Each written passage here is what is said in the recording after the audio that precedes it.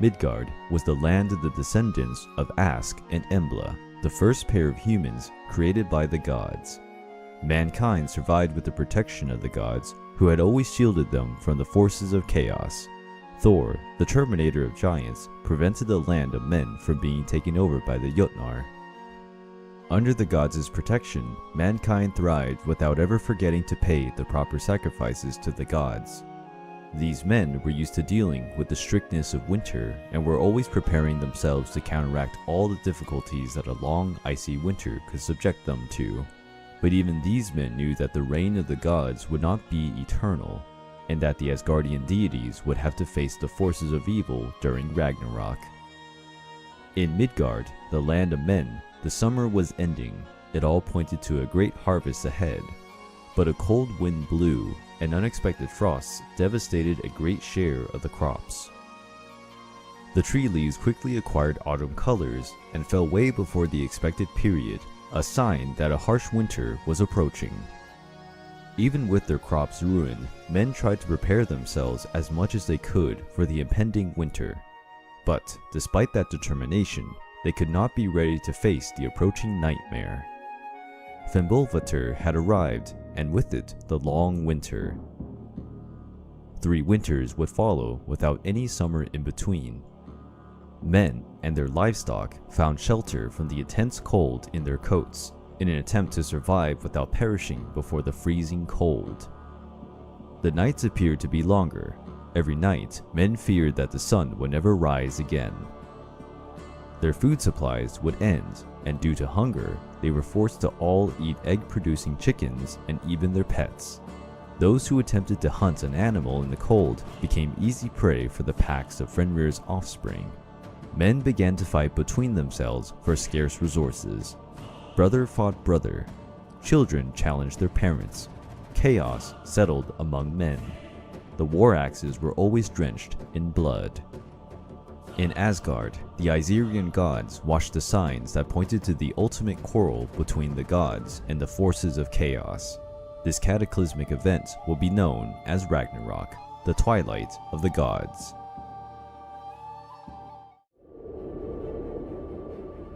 After 3 virtually never-ending winters, chaos settled into the realm of men. Few managed to escape alive from the bloody anarchy that followed. The prophesied conditions for the beginning of Ragnarok had been established. 2 wolves, who claimed to be Fenrir's offspring, crossed the skies, going after the sun and moon. Hades chased the moon, and Skoll pursued the sun. The deities who embodied the 2 celestial bodies' time managed to escape the wolves for a long time, but they would not dodge Fenrir's offspring forever. That was when the wolves finally reached their prey and swallowed them. Without sun nor moon, the world fell into darkness. The end was near. Major earthquakes made by Yggdrasil, the tree of the world, trembled. The great crack and the mountains collapsed. The rock on which the mighty Fenrir wolf was bound had been shattered. The colossal wolf was finally free, and he sought revenge. Jötnar, the serpent of the world, convulsed in the waters, causing massive waves. These tsunamis leveled the few surviving coastal cities. The colossal serpent released its terrible poison, contaminating the waters. From the smallest living creatures, like the planktons, to the largest whales, they all perished intoxicated by the terrible snake. Loki, imprisoned and subjected to a dreadful torment, had his moorings broke. Like his son Fenrir, Loki only had one desire in his heart, the destruction of the Asgardian gods. The god of lies walked down to Helheim, the kingdom where the souls of those who had an unworthy death ended up. There, his daughter Hel reigned sovereign. The queen of the dead realm handed to her father the command of an army of the undead. This army included the corpses of those who had experienced a shameful death. These Nordic zombies wanted to reach the sort of glory they failed to attain when they were alive. Hnithugr, the dragon that gnaws the roots of the tree of the worlds, dug a great tunnel through which the armies of the dead would march to the land of men. Massive flames signaled that the army of Muspelheim was marching on. The giants of the flaming lands were led by Surtur, the Black. The colossal giant burned everything in his path with his flaming sword. The Jotunheimer ice giants jumped on giant ships made with human nails and sailed towards Vigriþr, the place chosen as the battleground between the gods and the forces of chaos. The doubts of Heimdall, the guardian of the gods, had been dissipated, for Ragnarok had begun. The god finally blew the Gjallarhorn, and his sound could be heard throughout the universe. This was the warning everyone dreaded. The end of the era of the Aesirian gods was approaching. The great battle would begin.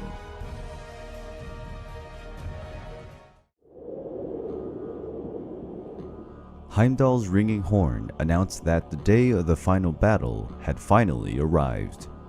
The forces of chaos, commanded by Loki, were eager to put an end to the reign of the Aesir gods, ready to use every available means to achieve such a goal. The Asgardian gods knew that the great battle was inevitable, and they had prepared themselves for the great day for thousands of years. The gates of Valhalla were opened, and thousands of warriors stepped out of the Great Hall and formed Odin's great army. This army comprised the bravest warriors who, while they were alive, died fighting bravely in the battlefields. They were taken by the Valkyries to the Hall of Valhalla, where they waited to again display all their courage while fighting alongside the gods during the Ragnarok. All the gods capable of wielding a weapon joined the fighters. The massive army of the Muspelheim giants tried to shatter the Asgardian gates. The Bifrost bridge collapsed in the process, and part of the great army fell into the waters. The Asgardians cherished as the giants drowned in the river waters, but the gods knew that their destiny was not to hide behind the powerful walls constructed by the giant builder. Their destiny was to honorably face the forces of darkness in the open field. So Odin, on his glorious 8-legged horse, ordered the attack. The army of the gods advanced against their enemies. When their enemies clashed, the impact was so immense that it made Yggdrasil, the tree of the worlds, tremble. Thor, the champion of the gods, wanted to smash the heads of thousands of giants and was killing his enemies by the hundreds.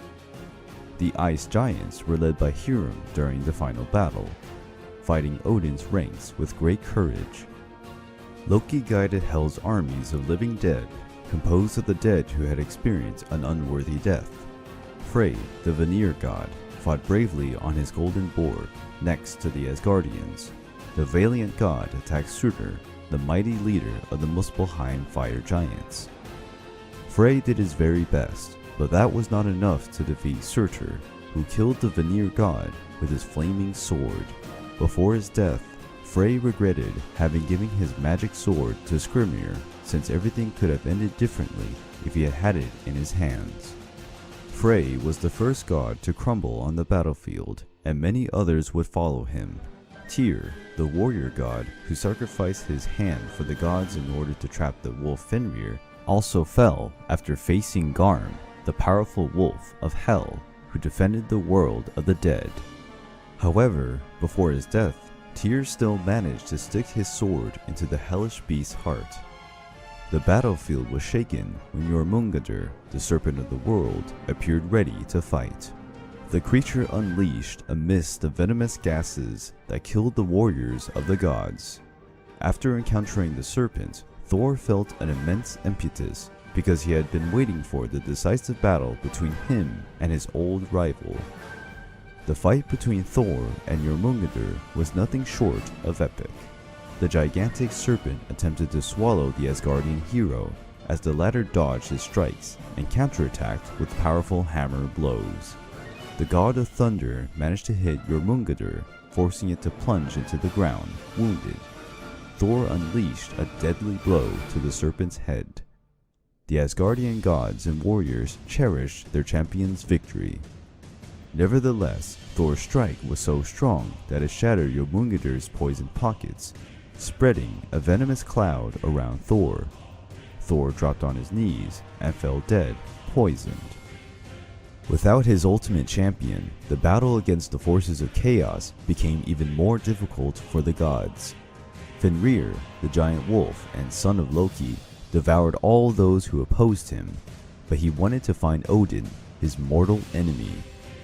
The supreme god of Asgard knew that his destiny was to fight the terrifying wolf, Loki's son, and he did not run away from that opportunity.